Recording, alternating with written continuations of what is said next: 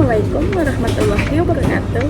Hai, perkenalkan saya Sarah Mahira, kelas 3 EA 24 dengan NPM 112227883 dari kelompok 3. Di sini kami akan mempresentasikan mengenai integrasi peramalan kualitatif dan kuantitatif.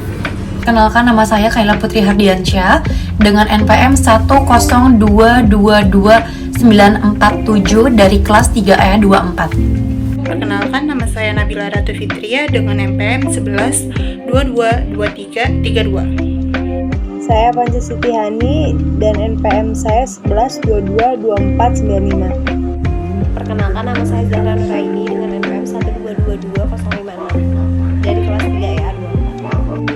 Pertama-tama itu ada pendahuluan, yaitu yang peramalan adalah proses pemikiran kondisi atau nilai di masa depan berdasarkan informasi yang tersedia ini, baik berupa data histori maupun informasi non-numerik.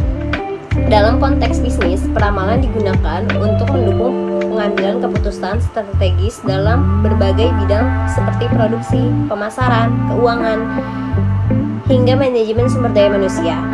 Tanpa peramalan yang akurat, perusahaan bisa mengalami kelebihan atau kekurangan kapasitas produksi, salah sasaran pemasaran, atau kesalahan dalam perencanaan investasi.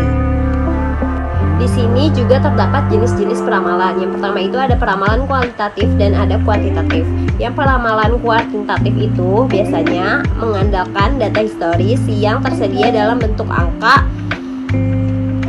Terus yang kedua itu menggunakan metode matematis dan statistik, lalu cocok untuk data yang stabil dan pola yang dapat dikenali seperti tren atau musiman. Di sini juga terdapat contoh-contoh dari peramalan kuantitatif. Yang pertama itu ada regresi linier, ada moving avenger atau exponential something. Kalau misalnya peramalan kualitatif, itu beberapa aspeknya itu ada berdasarkan intuisi penilaian subjek, pengalaman, atau opini pakar. Yang kedua, digunakan saat data histori tidak tersedia, tidak relevan, atau terdapat banyak ketidakpastian. Yang terakhir itu ada cocok untuk kondisi pasar baru, kondisi produk baru, atau lingkungan bisnis yang dinamis. Dia juga ada contoh-contohnya, semisal kayak metode Delphin, opini eksklusif, dan survei pasar. Di sini saya akan membahas mengenai model peramalan kuantitatif. Beberapa metode populer dalam peramalan kuantitatif antara lain yang pertama itu moving average atau rata-rata dari sejumlah periode sebelumnya digunakan untuk memprediksi periode berikutnya. Yang kedua ada weight moving average, sama seperti moving average tetapi memberikan bobot berbeda untuk tiap periode. Yang ketiga ada exponential smoothing, yaitu menggunakan teknik pemulusan data dengan faktor smoothing atau alpha.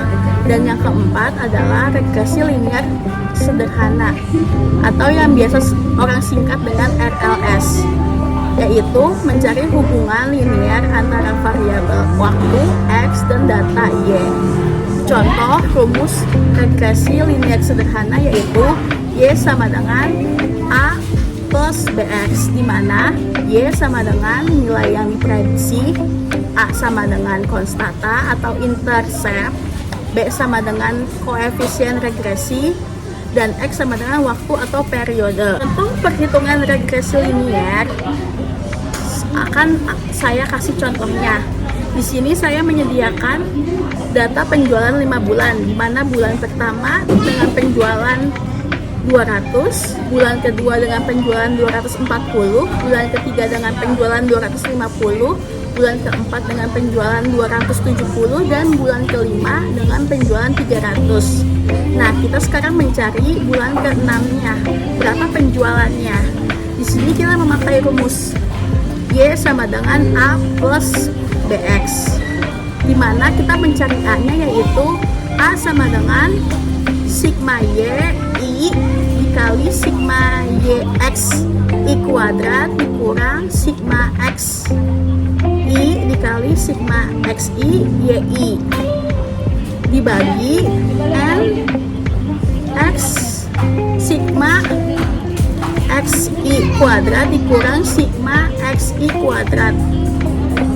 Dan kita masukin juga B-nya, di mana B sama dengan N sigma XI YI dikurang sigma XI dikali sigma YI dibagi N sigma XI dikali sigma XI kuadrat.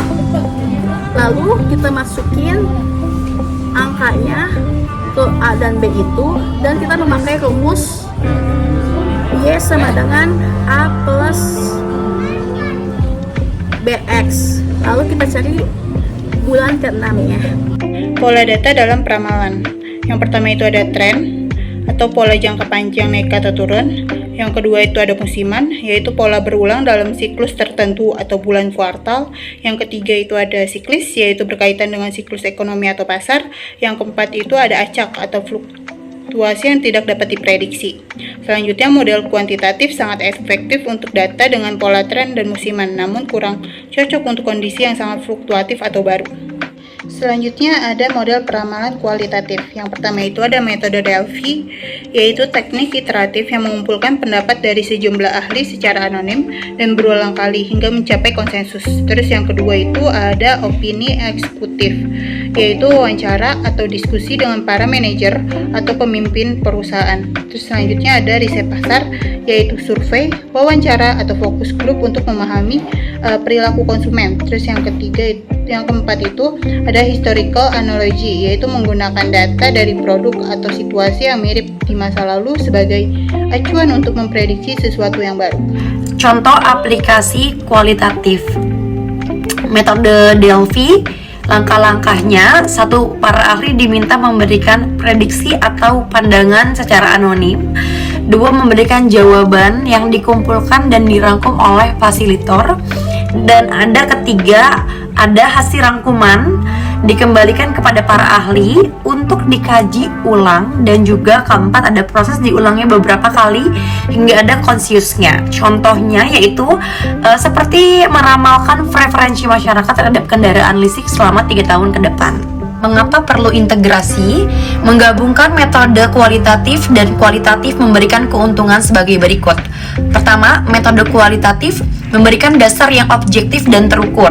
Lalu metode kualitatif sendiri pastinya bisa memperkaya analisis dengan konteks wawasan pasar dan penyesuaian terhadap perubahan eksternal. Integrasi memungkinkan peramalan yang fleksibel namun tetap juga akurat. Langkah-langkah integrasi peramalan. Yang pertama, lakukan peramalan kuantitatif terlebih dahulu menggunakan data histori dan model matematis. Yang kedua, validasi dan evaluasi hasilnya dengan metode kualitatif seperti survei atau opini pakar. Yang ketiga itu sesuaikan output akhir berdasarkan informasi lapangan atau dinamika pasar aktual. Yang keempat, ada review dan dokumentasi proyeksi akhir untuk dasar pengambilan keputusan. Dan terakhir itu ada kesimpulan. Dalam peramalan bisnis, pendekatan kuantitatif dan kualitatif memiliki peran penting yang saling melengkapi. Peramalan kuantitatif mengendalikan data histori dan model matematis untuk menghasilkan prediksi yang objektif dan terukur. Namun, dalam situasi di mana data kurang relevan atau terdapat ketidakpastian pasar, pendekatan kuantitatif saja tidak cukup. Disinilah metode kualitatif berperan dengan mengendalikan intuisi optimis ahli seperti informasi lapangan untuk menangkap dinamika yang tidak terlihat dalam angka. Mengintegrasikan kedua metode memungkinkan perusahaan membuat proyeksi yang tidak hanya akurat secara statistik, tetapi juga relevan dengan kondisi yang nyata di lapangan. Dengan begitu, keputusan bisnis yang diambil akan lebih adaptif, realistis, dan mampu menjawab tantangan pasar yang terus berubah.